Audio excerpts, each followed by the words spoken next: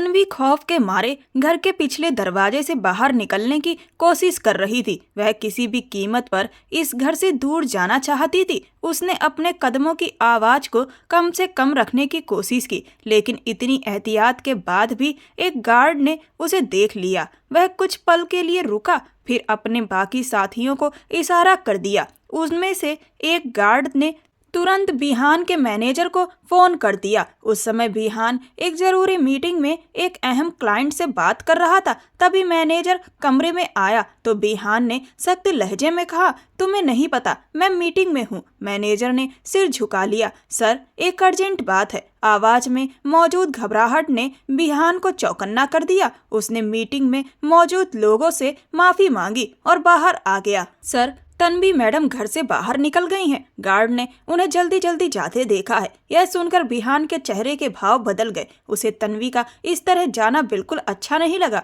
तुमने मेरी नरमी का गलत मतलब निकाला है तन्वी, अब तुम्हें इसका जवाब देना होगा। उसने धीमे मगर गुस्से भरे लहजे में कहा। वह बेहद परेशान हो चुका था। उसने तुरंत सिक्योरिटी हेड को कॉल किया। तन्वी घर से बाहर निकल गई है। मेरे पहुंचने से पहले अगर वो वापस ना मिली तो मुझे सख्त एक्शन लेना पड़ेगा। वह बात खत्म कर फोन रख चुका था। मीटिंग को मैनेजर ने इमरजेंसी बताते हुए रोक दिया और बिहान जल्दी जल्दी ऑफिस से निकल गया। ड्राइवर पहले से तैयार था और बिहान के बैठते ही गाड़ी तेजी से आगे बढ़ गई। बहुत गलत फैसला लिया है तुमने तन्वी। उसकी आवाज दबे गुस्से से भरी थी। उसे पूरा भरोसा था कि तन्वी दूर तक नहीं जा पाएगी और उसके लोग उसे जल्द ही ढूंढ लेंगे। उसे अंदाजा नहीं था कि यह कोई अचानक हुई घटना नहीं, बल्कि पहले से तैयार की गई बड़ी योजना का हिस्सा थी। उधर तन्वी तेजी से सड़क पर दौड़ रही थी। उसे डर था कि कहीं बिहान या उसके आदमी उसके पीछे ना आ जाएं, और उसका अंदेशा सही भी निकला।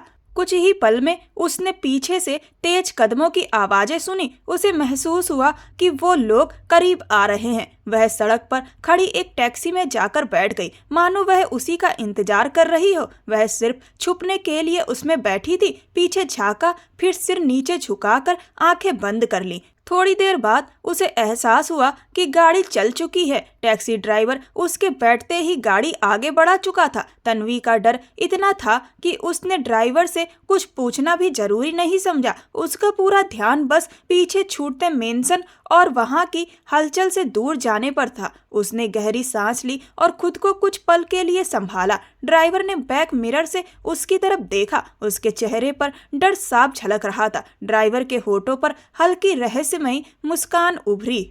उसे पता था कि अब आगे क्या होने वाला है, लेकिन यह बात वह अपने तक ही रखे हुए था। एक पल को उसका मन थोड़ा विचलित हुआ, मगर अगले ही पल उसने अपने हाव भाव पर काबू पा लिया और बिना कुछ कहे गाड़ी आगे बढ़ाता रहा।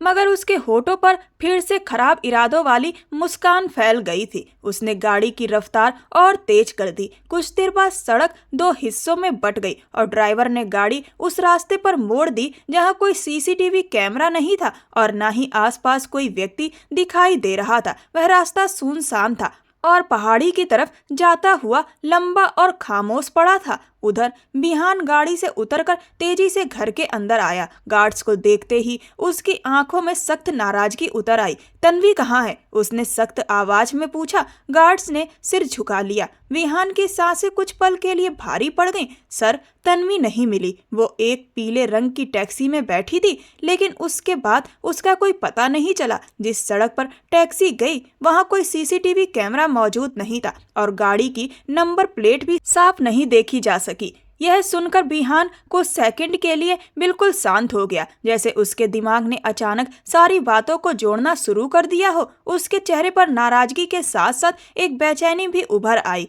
अब उसे लग चुका था कि मामला सामान्य नहीं है। किसी ने तन्वी के बाहर निकलने की पूरी योजना बनाई थी और वह व्यक्ति शायद काफी प्रभावशाली था। उसके दिमाग में तुरंत अमरजीत साहब का नाम आया और उसे यकीन हो गया कि उन्होंने ही तन्वी को घर से निकलने में मदद की होगी। वह तेजी से अमरजीत साहब के कमरे की ओर बढ़ा। दरवाजा खोला तो सामने का दृश्य देखकर उसके कदम रुक गए। अमरजीत साहब जमीन पर पड़े थे और बिल्कुल भी प्रतिक्रिया नहीं दे रहे थे। कमरे के एक कोने में स्नेहा बैठी थी, बेहद डरी हुई, और उसके चेहरे पर घबराहट साफ झलक रही थी। बिहान को देखते ही वह तेजी से उसकी तरफ आई और उसके सीने से लगकर रोने लगी। कुछ देर बाद वह थोड़ा पीछे हुई और कांपती आवाज में बोली, यह सब आपने किया है ना? मेरे पापा को आपने नुकसान पहुंचाया है। बिहान ने हैरानी से उसकी तरफ देखा। उसके चेहरे पर हल्की कड़वी सी मुस्कान आ गई। काश ये सब मेरे हाथ से हुआ होता। अगर मैं ऐसा कुछ करता तो हालात कुछ और होते। यह कहकर वह चुपचाप अमरजीत साहब के निष्क्रिय पड़े शरीर की ओर देखने लगा। उसके भीतर उनके लिए कोई भावनात्मक जुड़ाव नहीं था, लेकिन तन्वी को लेकर उसकी चिंता पहले से कई ज्यादा बढ़ चुकी थी। अमरजीत साहब के शामिल होने से उसे लगा था कि शायद तन्वी सुरक्षित होगी, लेकिन अब वह भरोसा भी टूट चुका था। वह कमरे से बाहर निकल आया। उसके दिमाग में कई सवाल एक साथ घूम रहे थे। अगर यह सब अमरजीत ने नहीं किया तो फिर किसने किया? क्या अमरजीत साहब का कोई और विवाद था? क्या किसी तीसरे व्यक्ति को यह भी पता था कि तन्वी अमरजीत साहब की बेटी है? क्या उसी ने तन्वी को बाहर निकलने में मदद की ताकि इसके तुरंत बाद यह सब हो सके? अब बिहान को साफ समझ आ गया था कि वह सिर्फ अमरजीत साहब के विरोध में नहीं, बल्कि किसी ऐसी तीसरी ताकत के सामने खड़ा है जो पूरे खेल की असली संचालक थी। और यह खेल उससे कहीं बड़ा था जितना वह सोच रहा था। वह अपने कमरे में गया और सिर पकड़कर बेड पर बैठ गया। उसका दिमाग तेजी से पूरे मामले को जोड़ने की कोशिश कर रहा था। बिहान वहीं झुका हुआ बैठा था। जब दरवाजे पर हल्की आहट हुई, स्नेहा वहां खड़ी थी। उसकी आंखें रोने की वजह से लाल थीं। क्या मेरे पापा को अब अंतिम संस्कार भी नहीं मिलेगा? इतनी गिरावट आ गई है आप में इंसानियत की। उसकी आवाज में गहरा दर्द और नाराजगी थी। बिहान ने होंठ भींच लिए, लेकिन कोई जवाब नहीं दिया। वह अब भी अपने विचारों में खोया हुआ था। स्नेहा की आवाज में शिकायत और बेबसी दोनों थी। तन्वी कहाँ है? वैसे तो बहुत मासूम बनती है, चाचा चाचा कहकर घूमती थी। अब जब पापा नहीं रहे तो उसे कोई फर्क नहीं पड़ा। क्या वो देखने भी नहीं आएगी? यह कहते हुए उसकी आंखों से फिर आंसू बह निकले। वह अचानक जोर से बोली, तन्वी कहाँ हो तुम? तन्वी घर पर नहीं है, बिहान ने शांत लेकिन कड़े लहजे में कहा। स्नेहा चौंक गई। क्या मतलब तन्वी चली गई है? बिहान ने बिना घुमाए फिराए कहा। स्नेहा उसकी बात पर विश्वास नहीं कर सकी। उसने उसे अविश्वास भरी नजर से देखा। क्या आपने मेरे पापा के साथ जो भी हुआ उसके लिए तन्वी का इस्तेमाल किया? क्या तन्वी ने ही पापा को नुकसान पहुंचाया और फिर यहाँ से निकल गई? बताइए, क्या यह सब आपकी प्लानिंग है? उसकी आवाज ऊंची हो गई। मैं पुलिस के पास जाऊंगी। मैं अपने पापा के साथ हुए अन्याय को कभी माफ नहीं करूंगी। इतना कहकर वह रोते हुए कमरे से बाहर चली गई। इधर अमरजीत साहब के साथ हुई घटना की खबर शहर में तेजी से फैल चुकी थी। बड़ी बड़ी हस्तियां वहां पहुंच रही थी और हर चेहरे पर सहानुभूति के साथ साथ हैरानी भी झलक रही थी। पुलिस की एक टीम भी जांच के लिए पहुंच चुकी थी। कुछ घंटे बाद अमरजीत साहब की अंतिम विदाई की रस्में भी पूरी हुई, जिनमें पुलिस अधिकारी भी मौजूद थे। उसी दौरान स्नेहा सबके सामने रोते हुए बोली, मेरे पापा के साथ गलत करने वाली तन्वी है और वो घर से निकल गई है। बिहान भी वहीं खड़ा था। पुलिस अधिकारियों ने सबसे पहले घर की सीसीटीवी फुटेज देखने की मांग की। मिस स्नेहा, हमें सच्चाई तक पहुंचने के लिए फुटेज देखनी होगी, एक अफसर ने कहा। स्नेहा ने रोते हुए सहमति में सिर हिलाया और एक नौकर ने स्क्रीन ऑन कर दी। सबकी निगाहें वहां टिक गईं। स्क्रीन पर दिखा स्नेहा अपने पापा के कमरे से निकलकर बाहर जाती नजर आई। उसके बाद बिहान ऑफिस के लिए रवाना हुआ। अमरजीत साहब अपने कमरे से बाहर आए, नौकर से किसी बात को लेकर नाराजगी जताई और फिर वापस कमरे में चले गए। कुछ देर बाद तन्वी वहां गई और फिर तुरंत बाद उसे जल्दी जल्दी घर से निकलते हुए देखा गया। बिहान खामोशी से आंखें सिकोड़कर सारी फुटेज देख रहा था। उसके चेहरे पर कोई बदलती हुई प्रतिक्रिया नहीं थी। थोड़ी देर बाद उसने पुलिस ऑफिसर से कहा, तन्वी का इस मामले से कोई हाथ नहीं है। जो हुआ उसमें उसकी जिम्मेदारी नहीं है। उसकी बात सुनते ही स्नेहा की चीख निकल गई। उसकी आंखों में गुस्सा साफ दिखाई दे रहा था। आप गलत कह रहे हैं, सच आपके सामने है। आप ना मेरी बात मान रहे हैं और ना सच को देख रहे हैं। बिहान ने शांत लेकिन दृढ़ नजर से उसकी तरफ देखा और फिर पुलिस ऑफिसर की ओर मुड़ा। ये घटना किसी और ने अंजाम दी है और वही व्यक्ति है जिसने तन्वी को बाहर निकलने में मदद भी की। स्नेहा फिर बोली, ये सब गलत है। आप सिर्फ तन्वी को बचा रहे हैं, लेकिन मैं अपने पापा के साथ हुए अन्याय को अनदेखा नहीं करूंगी। मैं जिम्मेदार व्यक्ति को एक दिन सामने लाकर रहूंगी। पुलिस ने स्नेहा की भावनाओं को समझा, लेकिन जो फुटेज और अन्य शुरुआती सबूत उनके हाथ लगे थे, उनके अनुसार शक की दिशा तन्वी की ओर बढ़ती दिखी। इसी आधार पर पुलिस ने तन्वी को प्राथमिक आरोपी मानते हुए उसके खिलाफ गिरफ्तारी वारंट जारी कर दिया। अब पुलिस की गाड़ियां, अधिकारी, खोजी टीमें सब तन्वी को ढूंढने में लगे थे। मेंशन के आसपास का हर कोना खंगाला जा रहा था। तन्वी की तलाश अब एक बड़े पैमाने की जांच में बदल चुकी थी। मीडिया में भी यह खबर फैल चुकी थी। घटना वाली जगह को फिलहाल सुरक्षा कारणों से सील कर दिया गया था। बिहान और स्नेहा मेंशन से जा चुके थे और घर इस वक्त खाली पड़ा हुआ था। दूसरी तरफ स्नेहा अमरजीत साहब के एक अलग सुरक्षित अपार्टमेंट में शिफ्ट हो गई थी। पुलिस में मौजूद बिहान के खास लोग सीसीटीवी फुटेज की जांच कर रहे थे, ताकि यह समझा जा सके कि फुटेज में कहां बदलाव किया गया है। बिहान को यकीन था कि किसी ने असली जिम्मेदार व्यक्ति को बचाने के लिए फुटेज के साथ छेड़छाड़ की है। बिहान अपनी गाड़ी में बैठा गहरी सोच में डूबा था। तभी अचानक उसके मैनेजर का फोन आ गया और उसने तुरंत फोन उठा लिया। क्या हुआ? बिहान ने चिंता भरे लहजे में पूछा। सर, वो गाड़ी जिसमें तन्वी बैठी थी वो जली हुई मिली है, मैनेजर ने हिचकिचाते हुए बताया। बिहान का दिल तेजी से धड़क उठा और उसके माथे पर हल्का पसीना उभर आया। कोई नुकसान हुआ? उसने फौरन पूछा। मैनेजर ने कहा, नहीं सर, गाड़ी में कोई भी मौजूद नहीं था। तन्वी का भी अभी तक पता नहीं लग सका। उसी समय दूसरी ओर से बिहान को बताया गया कि स्नेहा ने एक बहुत नामी वकील रख लिया है, जो अमरजीत साहब की संपत्तियों को उसके नाम करवाने और तन्वी के खिलाफ मामला आगे बढ़ाने की तैयारी में है। यह सुनकर बिहान की टेंशन कुछ कम हुई और उसके होठों पर एक हल्की ठंडी मुस्कान आ गई। उसे अब पूरा खेल समझ आने लगा था। उसने दोबारा मैनेजर को फोन किया और कहा, तन्वी को ढूंढने की जरूरत नहीं है, मुझे पता है वो कहाँ है। इतना कहकर उसने कॉल कट कर दी। बिहान ने सिगरेट जलाई और गहरी सांस लेते हुए धुआं ऊपर छोड़ा। अब वह उस रणनीति के बारे में सोच चुका था जिसे वह लंबे समय से टालता आया था, और वह जानता था कि यह खेल इस बार बेहद चुनौतीपूर्ण होने वाला है। तन्वी जब टैक्सी में बैठी थी तो उसका डर इतना गहरा था कि टैक्सी में बैठने के बाद भी वह कुछ देर तक यह पूछना भूल गई कि ड्राइवर उसे कहाँ ले जा रहा है। अचानक उसे ख्याल आया कि उसने तो जगह बताई ही नहीं थी। आप मुझे कहाँ ले जा रहे हो? उसने ड्राइवर से पूछा।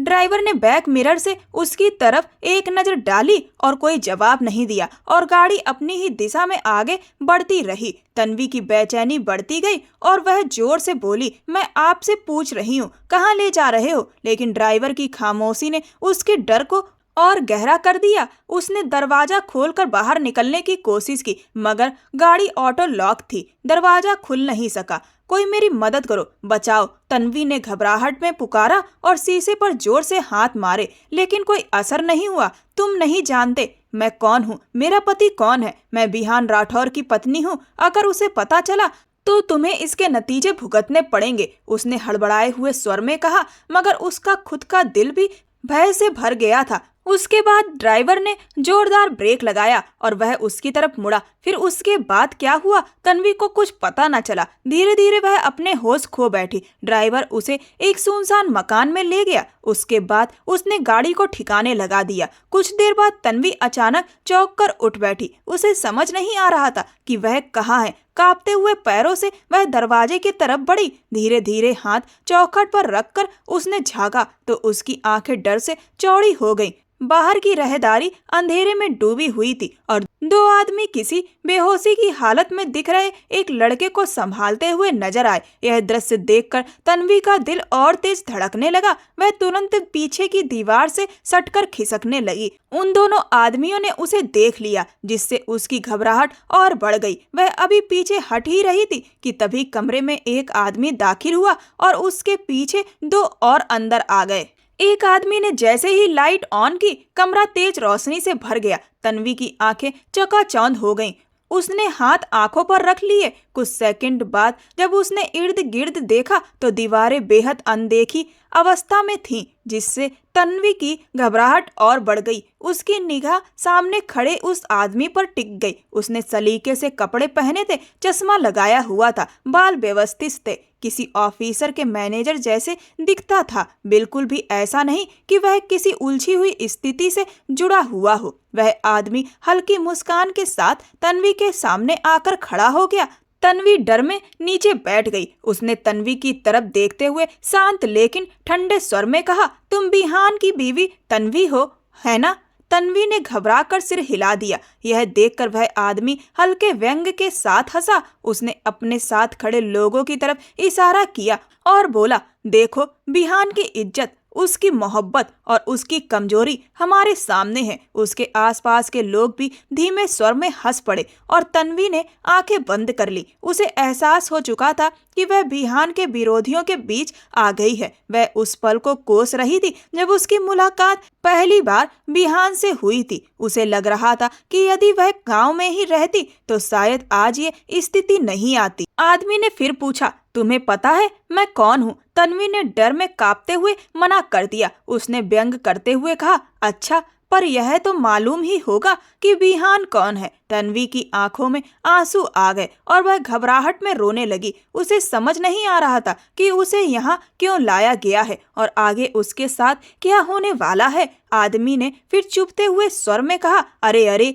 रो मत। बिहान की बीवी इतनी घबराई हुई है कि कुछ समझने से पहले ही टूटने लगती है। मैं तो बस बिहान को इसी तरह की हालत में देखना चाहता हूँ। फिर उसने अपना नाम बताया, मेरा नाम कबीर है। यह सुनकर तन्वी का चेहरा बदल गया। उसे अमरजीत साहब की वह बातचीत याद आई जिसमें उन्होंने इस नाम का जिक्र किया था और कहा था कि बिहान ने कबीर के किसी खास आदमी को नुकसान पहुंचाया था। यह याद आते ही तन्वी की चिंता और बढ़ गई। कबीर ने उसकी खामोशी और डर को देखकर ठंडी मुस्कान के साथ कहा, बिहान ने मेरे लोगों को बहुत नुकसान पहुंचाया है। उसने मेरे लिए कई मुश्किलें खड़ी की हैं। अब मैं अपना हर हिसाब पूरा करूंगा। उसकी आवाज में एक अजीब सा ठंडा सुकून था जो तन्वी को भीतर तक अस्थिर कर रहा था।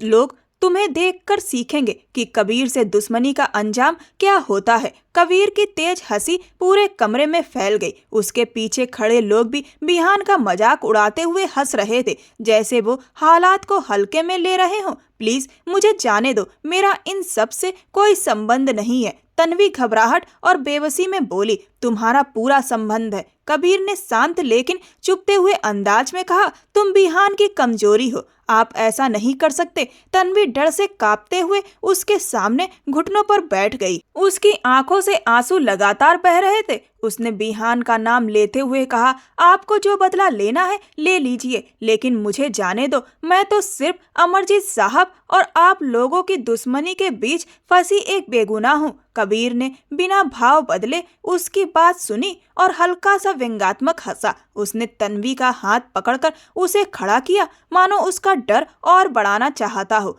वो तुम्हारा दुश्मन होगा मगर तुम उसकी दुश्मन नहीं हो। उसने ताना मारा। तन्वी ने फिर गुहार लगाई, मुझे जाने दो। कबीर ने उसकी इल्तिजा को नजरअंदाज करते हुए सख्ती से जवाब दिया। उसकी प्रतिक्रिया से तन्वी असंतुलित होकर जमीन पर गिर पड़ी। उसे कुछ पल के लिए चक्कर जैसा महसूस हुआ और वह खुद को संभालने की कोशिश करने लगी। कबीर ने हंसते हुए कहा, बिहान की पसंद हमेशा अलग रही है, अब देखते हैं। तन्वी डर के मारे सहम कर पीछे हट गई। तभी कमरे में एक और आदमी आया। साहब, हमें मीटिंग के लिए निकलना है। कबीर ने तन्वी पर एक आखिरी नजर डाली और अपने लोगों से कहा, इसे अभी कोई छुएगा नहीं, पहले मैं इसे संभालूंगा, फिर आगे जो तय होगा वही होगा। यह कहकर वह बाहर चला गया और बाकी लोग भी उसके साथ निकल गए। तन्वी का दिल तेजी से धड़क रहा था। उसे लग रहा था कि उसकी जिंदगी पर छाया खतरा और गंभीर हो चुका है।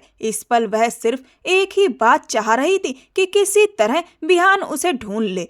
उधर उसी समय स्नेहा रूम में बैठी न्यूज देख रही थी। उसके हाथ में पॉपकॉर्न का बाउल था और वह हर चैनल पर चल रही रिपोर्टिंग को ऐसे देख रही थी जैसे वह सिर्फ एक तमाशा हो। हर जगह अमरजीत साहब के मामले और शक की चर्चाएं हो रही थी। अचानक दरवाजे की घंटी बजी। स्नेहा ने सोचा कि शायद उसका वकील आया होगा और वह दरवाजे की तरफ बढ़ गई, लेकिन जैसे ही उसने दरवाजा खोला, सामने बिहान को देखकर वह कुछ सेकंड के लिए ठिठक गई। घबराकर वह दरवाजा बंद करने लगी, पर बिहान ने तेजी से धक्का देकर दरवाजा खोल दिया और अंदर आ गया। उसने भीतर आकर दरवाजा लॉक कर दिया। स्नेहा डर के मारे अपना फोन उठाकर दौड़ती हुई कमरे की तरफ भागी ताकि खुद को अंदर लॉक कर सके। उसका पूरा भरोसा था कि कबीर के मैनेजर की बात सही होगी और 24 घंटे उसे सुरक्षा मिलेगी, लेकिन बिहान को अचानक सामने देखकर वह हिल गई थी। बिहान ने उसे पकड़कर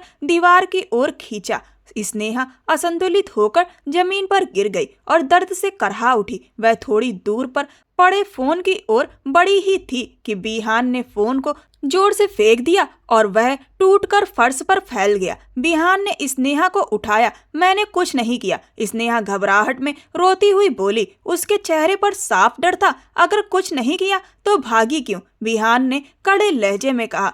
स्नेहा ने खुद को छुड़ाने की कोशिश की, लेकिन उसकी ताकत जवाब दे चुकी थी। हार कर वह रोने लगी। छोड़ो मुझे, वह दर्द और डर के बीच कहती रही। उसकी सांसें अनियंत्रित हो गई थी और वह लगभग बेहोश होने लगी थी। बिहान ने उसे संभालते हुए झटके से होश में लाया और सख्त आवाज में पूछा, तन्वी कहाँ है? आवाज में बेचैनी और गुस्सा एक साथ था। स्नेहा घबरा कर बोली, मुझे नहीं पता, प्लीज छोड़ दो। लेकिन बिहान का गुस्सा बढ़ चुका था। उसने फिर उससे सवाल किया और स्नेहा दर्द से चीख उठी। आखिरी बार पूछ रहा हूँ, तन्वी कहाँ है? सच बताओ, वरना यह तुम्हारे लिए सही नहीं होगा। जिंदगी या बर्बादी, सोच लो। वह उसके चेहरे के करीब आकर बोला। सच बताओगी तो तुम्हारा कोई नुकसान नहीं होगा। अब स्नेहा के पास कोई रास्ता नहीं था। वह कांपते हुए बोली, तन्वी कबीर के पास है। कबीर का नाम सुनते ही बिहान का चेहरा बदल गया। उसने तेजी से प्रतिक्रिया दी और स्नेहा असहज हालत में जमीन पर गिर गई। बिहान बिना रुके दरवाजे की ओर बढ़ा। जैसे ही उसने दरवाजा खोला, बाहर पुलिस वाले मौजूद थे। बिहान ने इशारा करते हुए कहा, यह अंदर है, इसे ले जाओ। और फिर वह तेज कदमों से वहां से निकल गया। पुलिस अंदर गई, स्नेहा को उठाया और अपार्टमेंट का माहौल तनाव से भर गया। बाहर आकर बिहान ने कार का दरवाजा खोला। बैठते ही मैनेजर को कॉल किया। उसका लहजा बेहद ठंडा था। 10 मिनट में सब व्यवस्था चाहिए।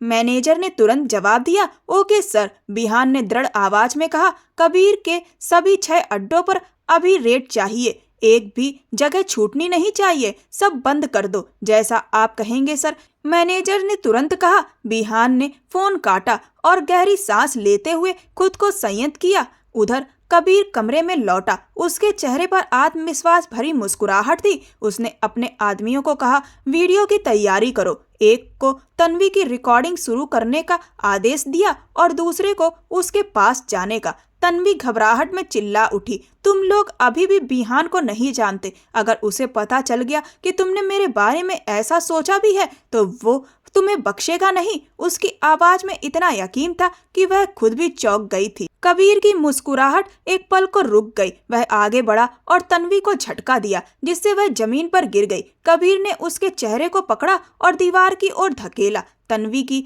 चेतना धुंधला गई और वह बेहोश होने लगी। उसी समय एक आदमी तन्वी के पास आया और उसका हाथ पकड़ा। बॉस, इसे खत्म करते हैं, फिर आगे देखते हैं, उसने कहा। तन्वी छूटने की कोशिश कर रही थी। कबीर ने हाथ उठाकर इशारा किया, नहीं, इसे डरते हुए देखना ज्यादा दिलचस्प है। शिकार जब तक हार न माने असली मजा नहीं आता। आदमी फिर तन्वी की तरफ बढ़ा। तन्वी ने पूरी ताकत जुटाकर उसका हाथ पीछे धकेलने की कोशिश की। अचानक उसने अपना चेहरा मोड़कर एक तेज हरकत से उसे रोकने की कोशिश की, जिससे वह आदमी पीछे हट गया। वह दर्द और गुस्से में अपनी गर्दन संभालने लगा। कबीर के माथे पर सिकन पड़ गई। उसने 2 आदमियों को इशारा किया कि वे तन्वी की तरफ बढ़ें। तन्वी ने आंखें कसकर बंद की और मन ही मन कहा, प्लीज बिहान, बस आ जाओ।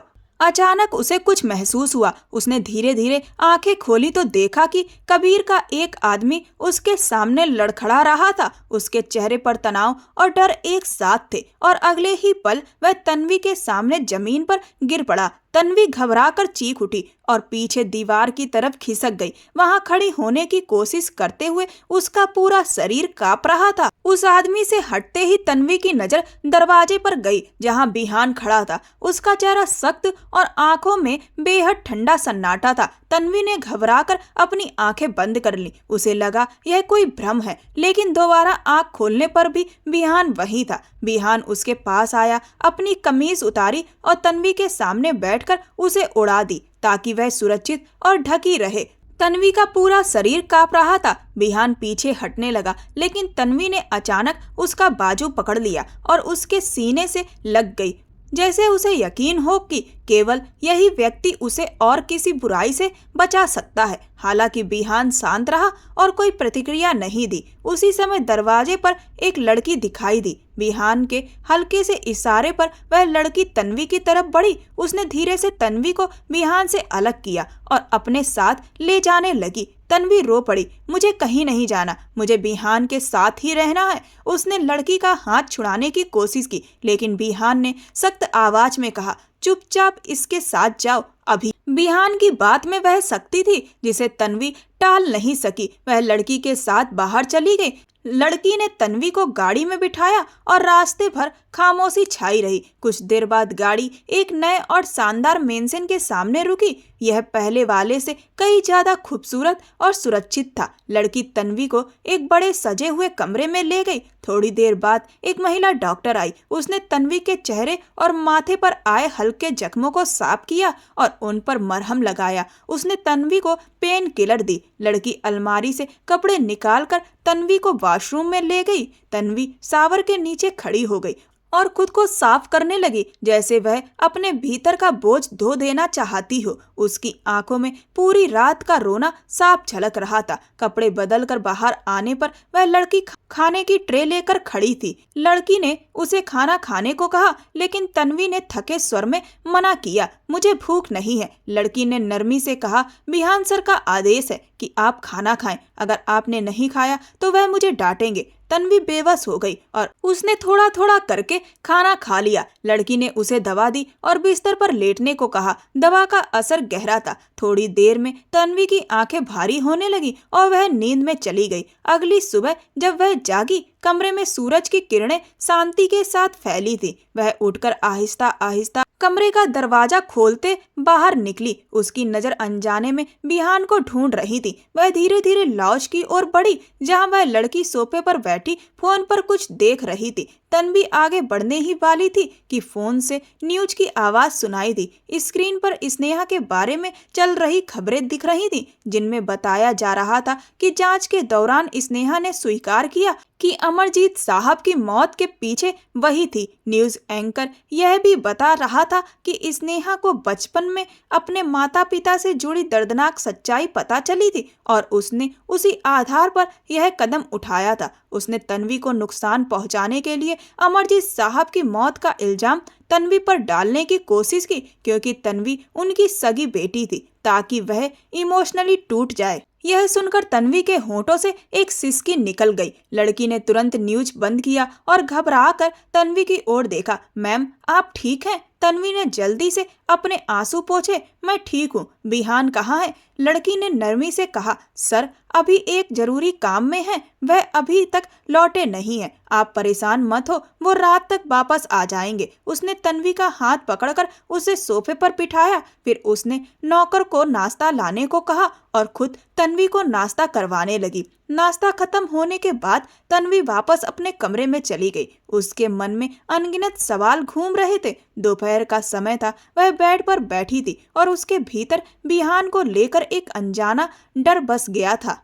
उसे समझ नहीं आ रहा था कि बिहान अब उससे कैसे पेश आएगा। इसी बीच बिहान थका हुआ कमरे में दाखिल हुआ। उसने तन्वी की तरफ एक नजर भी नहीं उठाई, बस कपड़े उठाए और वॉशरूम में चला गया। फ्रेश होकर निकला तो भी उसने कोई बात नहीं की। वह सिगरेट, एश ट्रे और लाइटर उठाकर स्टडी रूम में चला गया और वहां जाकर शांत बैठ गया। तन्वी धीरे धीरे स्टडी रूम में दाखिल हुई। बिहान ने उसकी मौजूदगी महसूस की, लेकिन अनदेखा किया। तन्वी उसके ठीक सामने आकर खड़ी हो गई। बिहान ने निगाह उठाकर उसे देखा। उसकी आंखों में क्षण भर को हल्की नरमी उभरी, जैसे तन्वी की हालत देखकर उसका दिल पिघल गया हो। लेकिन अगले ही पल उसे तन्वी के भाग जाने की बात याद आई और उसकी नजर फिर से कठोर हो गई। मेरे पापा का नाम क्या है? तन्वी ने धीरे स्वर में पूछा।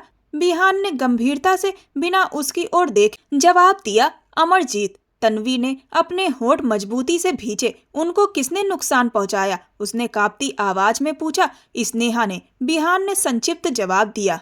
लेकिन क्यों? तन्वी की आवाज टूटने लगी। बिहान को अब यह महसूस होने लगा था कि शायद अब वह वक्त आ गया है जब तन्वी को सारी सच्चाई बता दी जाए। बिहान ने तय किया कि अब वह सारा सच तन्वी को बता देगा। बिहान बोला कि तुम्हारे पिता अमरजीत स्नेहा के पिता के यहाँ मैनेजर के पद पर काम करते थे। उन्होंने पैसे और बिजनेस के लालच में स्नेहा के माँ बाप का एक्सीडेंट करवा दिया। उस दौरान स्नेहा बहुत छोटी थी। स्नेहा के माँ बाप के जाने के बाद उन्होंने स्नेहा को पाल लिया, यह सोचकर कि उनके कई सारे दुश्मन हैं और वह कहीं उनकी असली बेटी यानी कि तुमको नुकसान ना पहुंचा दें, तो वह दुनिया को स्नेहा को अपनी बेटी के तौर पर दिखाएंगे, जिससे अगर कोई उनकी बेटी को नुकसान पहुंचाना भी चाहे तो वह नुकसान स्नेहा को पहुंचे, तुमको नहीं। लेकिन स्नेहा को कुछ महीनों पहले सारा सच पता चल गया। तब से स्नेहा ने तय कर लिया था कि वह अमरजीत से अपने माँ बाप का बदला लेगी और उसके माँ बाप की जो प्रॉपर्टी और बिजनेस है उसे अपने नाम पर वापस लेकर आएगी। इसीलिए उसने अमरजीत को अपने रास्ते से हटा दिया। बिहान ने गहरी सांस ली और अपनी सिगरेट एश ट्रे में बुझाई और तन्वी की तरफ देखा। उसकी आंखों में गुस्सा और अफसोस दोनों थे, जैसे वह खुद भी इन सच्चाइयों से टूट चुका हो। तुम्हें वह सब मिला जिस पर उसका हक था। तुमने उससे उसका सब कुछ छीन लिया, इसीलिए उसने तुम्हें भड़काया और तुम्हें मेरे विरोधियों के हवाले कर दिया। तुम बस समझ नहीं पाए मुझसे दूर भागने की कोशिश में। बिहान बोलते बोलते गुस्से से भर गया। तन्वी के होंठ कांपे। आपने मुझसे शादी क्यों की? यह वही सवाल था जिसने उसकी मासूम मोहब्बत को भीतर तक हिला दिया। बिहान उसे कुछ पल तक गंभीरता से देखते रहे, फिर शांत लेकिन सख्त लहजे में बोले, क्योंकि मुझे तुमसे मोहब्बत हो गई थी। इस जवाब ने तन्वी को भीतर तक तोड़ दिया। वह जमीन पर बैठ गई और चेहरा दोनों हाथों में छुपाकर बुरी तरह रोने लगी। बिहान चुपचाप उसे देखता रहा। तन्वी ने टूटे स्वर में कहा, मैं तो बस आपके बदले का जरिया थी। बिहान ने तुरंत जवाब दिया, वह झूठ था। उन्होंने तुम्हें मुझसे अलग करने के लिए कहा था ताकि मुझे तकलीफ पहुंचे। तन्वी रोती हुई तेजी से उसके करीब आई। बिहान थककर कुर्सी से सिर टिकाकर आंखें बंद कर लिया। कुछ देर बाद तन्वी ने धीरे से पूछा, आपकी क्या दुश्मनी थी चाचा से? वह अब भी अमरजीत साहब को अपना पिता मानने के लिए तैयार नहीं हो पाई थी। बिहान ने कड़वी मुस्कान के साथ कहा, उन्होंने मेरे माता पिता के साथ वही किया था जो उन्होंने स्नेहा के माँ बाप के साथ किया। यह सुनकर तन्वी एक पल में सहम गई। आप भी तो ऐसे ही हैं, सबको नुकसान पहुंचा देते हैं, पहले कस्टम ऑफिसर और उसके परिवार को, फिर कबीर के लोगों को, और अब मुझे। तन्वी रोते हुए बोली। बिहान ने आंखें खोलकर उसे सख्ती से देखा। उसकी आवाज बेहद दृढ़ थी। वह कस्टम ऑफिसर कबीर के साथ मिलकर लड़कियों के साथ बड़े पैमाने पर गलत काम करवाता था, जिसमें तुम्हारे पिता भी शामिल थे। उसकी पत्नी उस जगह की मैनेजर थी। वह गरीब और मजबूर लड़कियों को जाल में फंसाकर इस्तेमाल करवाती थी। उसके 2 बेटे उन्हीं लड़कियों को झूठी मोहब्बत में फंसाकर आगे भेजते थे। बिहान की यह सच्चाई सुनकर तन्वी पत्थर की तरह जड़ हो गई। वह आगे बोला, और जिस आदमी की तुम बात कर रही हो उसने एक मासूम बच्ची को भी नहीं छोड़ा था। मैं ऐसे लोगों को खुला नहीं छोड़ सकता था। बिहान ने तन्वी की और गहराई से देखते हुए कहा, तुम जानती ही क्या हो मेरे बारे में? सिर्फ सुनी सुनाई बातें। तन्वी डर और सच्चाई के भार से कांपती रही। बिहान बोला, तुम्हारे पापा के काले कारनामों का मेरे पापा को पता चल गया था और वह एक पुलिस ऑफिसर थे। उन्होंने तय किया कि वह तुम्हारे पिता और कबीर को सख्त से सख्त सजा दिलवाएंगे, लेकिन तुम्हारे पिता को इसकी भनक लग गई और उन्होंने कबीर के साथ मिलकर मेरे माँ बाप का एक्सीडेंट करवा दिया। और उस दिन से मैंने तय किया था कि मैं इन सभी अपराधियों को जेल की सलाखों के पीछे करके ही मानूंगा। तभी मैंने अमरजीत के बारे में पता लगाया और मुझे पता चला कि उसकी एक बेटी है। जब मैंने बारीकी से जांच की तो जाना कि वह बेटी स्नेहा नहीं बल्कि गांव में रहने वाली एक तन्वी है। मैंने सोचा कि मैं उसे फंसाऊंगा और फिर अमरजीत से बदला लूंगा, लेकिन जब मैंने तुम्हें देखा तो तुम्हारी मासूमियत और तुम्हारा सीधापन देखकर मैं तुमसे मोहब्बत कर बैठा और मैंने तय किया कि मैं इस पूरे खेल में तुम्हें कोई भी नुकसान नहीं पहुंचने दूंगा और मैं तुम्हें अपना जीवन साथी बनाऊंगा, क्योंकि तुम में सच्चाई थी। तुम खुद सच से अनजान थी, तुम्हारी कोई गलती नहीं थी। मैंने तुम्हें अपनी मोहब्बत का विश्वास दिलाया। उसके बाद अमरजीत जी के सामने जब तुमने मुझसे शादी करने की बात की तो तुम्हारी खुशी के लिए मजबूर होकर उन्होंने हाँ तो कर दी, पर एक शर्त रख दी कि मैं उनके घर में ही रहूंगा जिससे वह मुझ पर नजर रख पाए और मैं तुम पर कोई नुकसान ना कर सकूं। लेकिन धीरे धीरे अमरजीत जी को यह बात समझ आ गई कि मैं तुमसे सच में मोहब्बत करता हूं और तुम्हें कोई नुकसान नहीं पहुंचाऊंगा, तो उन्होंने अपना खेल फिर से शुरू कर दिया। लेकिन वह यह भूल गए कि गलत कामों का अंत एक ना एक दिन जरूर होता है और उन्हें अपने कर्मों की सजा स्नेहा के जरिए मिल गई। मैंने तुमसे बेइंतहा मोहब्बत की, लेकिन तुमने मुझ पर विश्वास नहीं किया। लोगों की बातों में आकर तुमने मेरे ही खिलाफ जाने का तय कर लिया। गुस्से से भरा बिहान स्टडी रूम से बाहर निकल गया, जबकि तन्वी पत्थर बन बैठी रही। घंटों बाद तन्वी कमरे में आई। कमरे में आधा अंधेरा फैला था और वह खामोशी में अपने आप से लड़ती रही, अपने डर और दर्द को अपने भीतर दबाते हुए। बिहान की सांसें गहरी थी, वो बेड पर सो रहा था। तन्वी कांपती हुई टांगों से बेड के पास गई। बेड पर चढ़कर उसने जोर से आंखें मींची और बिहान के बाजू पर सिर रखते हुए खुद भी लेट गई। उसने अपना सिर बिहान के बाजू पर टिकाया। तन्वी ने रोना शुरू कर दिया। उसका दिल गम और तकलीफ से फटने को था। वह शिद्दत से चाहती थी कि बिहान उसे थामे, उसे तसल्ली दे, लेकिन बिहान में कोई और हरकत नहीं हुई। वह पूरी तरह शांत लेटा रहा। उसका हाथ सिर्फ तन्वी के ऊपर रखा था। तन्वी रोते रोते ही सो गई। अगली सुबह जब तन्वी की आंख खुली तो बेड और कमरा खाली था। तन्वी फौरन कमरे से बाहर भागी, लेकिन बिहान ऑफिस जा चुका था। उसने सारा दिन उसका इंतजार किया, लेकिन जब शाम को वे वापस आए तो बिना कोई बात किए सीधे अपने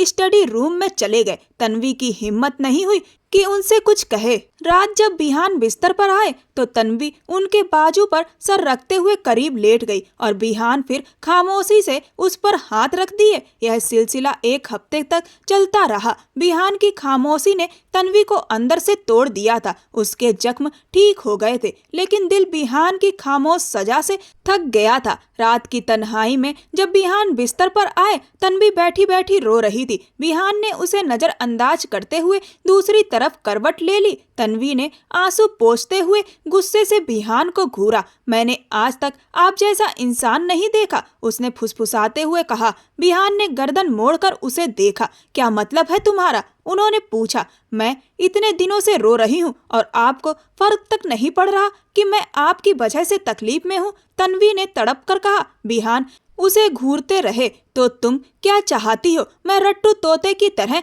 तुम्हारे आगे पीछे बोलता रहूं? उनकी आवाज भारी और कठोर थी। तन्वी ने तेजी से सिर हिलाया और कहा, आप पहले मुझसे प्यार करते थे, अब प्यार भी नहीं करते। आप मुझसे नाराज हैं, मैं जानती हूँ। मैंने आपको धोखा दिया, घर से भागी, मैं गलत थी। आपको मुझे सजा देनी है, सजा दो, गुस्सा करो, डांटो, पर यह सब मत करो, खामोश मत रहो। रोते हुए उसने बिहान का हाथ थामा। तन्वी की इस हरकत और उसकी रोने की सादगी ने बिहान के दिल में थोड़ी नरमी पैदा की, लेकिन उन्होंने खुद को काबू में रखते हुए तन्वी का हाथ हल्के से हटा दिया। क्या तुम इस तरह की कड़वी बात झेल सकती हो? थोड़ी सी सख्ती भी तुम्हें बहुत चोट पहुंचा देगी। चुपचाप सो जाओ, मेरे साथ बेवजह मत भिड़ो, बिहान कठोर लहजे में कहते हुए वापस लेट गए। तन्वी रोते हुए बेबसी से उन्हें देखती रही और फिर बेड से उठकर खड़ी हो गई। जब मैं आपके दिल से उतर चुकी हूँ और कोई अहमियत नहीं रखती तो मैं आपके घर में भी नहीं रहूंगी, ना ही आपकी जिंदगी में। यह कहते हुए तन्वी कमरे से बाहर जाने लगी, लेकिन बिहान पर इसका कोई असर नहीं हुआ। तन्वी बोली कि मैं आपकी जिंदगी से हमेशा के लिए चली जाती हूँ, और वह बालकनी की तरफ बढ़ने लगी। तभी बिहान ने गहरी सांस लेते हुए उसे खींचकर अपने गले से लगा लिया। बेवकूफ लड़की, तुम्हें अपने पति को मनाना भी नहीं आता, उसने अफसोस से कहा और तन्वी को वापस कमरे में लाकर बेड पर बिठाया। सॉरी, बिहान के कहने पर तन्वी मुस्कुराकर उसके सीने से लग गई। बिहान उसका सर सहलाने लगा। तुम निश्चिंत रहो, तुम्हारा पति कोई गलत काम नहीं करता, मैं किसी बेगुनाह पर जुल्म भी नहीं करता। तन्वी का दिल जोर से धड़का। उसने सर उठाकर बिहान की आंखों में देखा।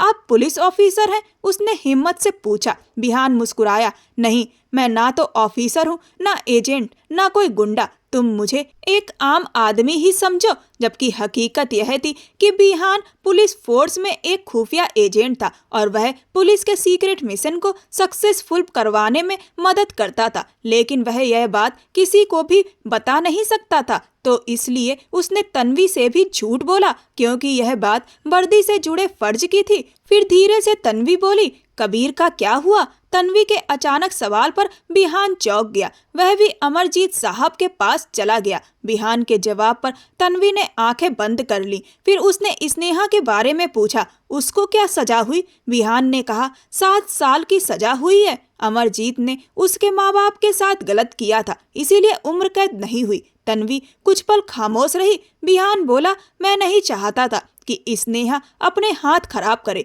लेकिन उसने जल्दबाजी में कानून को अपने हाथ में ले लिया। पर उसके माँ बाप की प्रॉपर्टी और उनका मकान जब वह सजा काट कर वापस आएगी तो उसे सौंप दिया जाएगा। और अब तुम जिस घर में रह रही हो, यह घर तुम्हारा है, जिसे तुम्हारे पति ने खरीदा है। तन्वी ने बिहान को यकीन दिलाया कि वह अब कभी उस पर शक नहीं करेगी, और एक बार फिर से उन दोनों की जिंदगी मोहब्बत की पटरी पर वापस उतर आई थी। और उस रात कई महीनों बाद दोनों ने एक दूसरे के साथ प्यार भरे पल बिताए थे। दोस्तों, कई लोग दौलत के लालच में कई बुरे काम करते हैं, लेकिन वह यह भूल जाते हैं कि अक्सर बुराई का अंत बुरा ही होता है। पैसा कमाना अच्छी बात है, लेकिन उसे कमाने का तरीका बुराई से होकर ना गुजरे, वह बेहतर है। यह कहानी केवल मनोरंजन और फिक्शन के उद्देश्य से बनाई गई है। इसमें वर्णित घटनाएं और पात्र पूरी तरह से काल्पनिक हैं।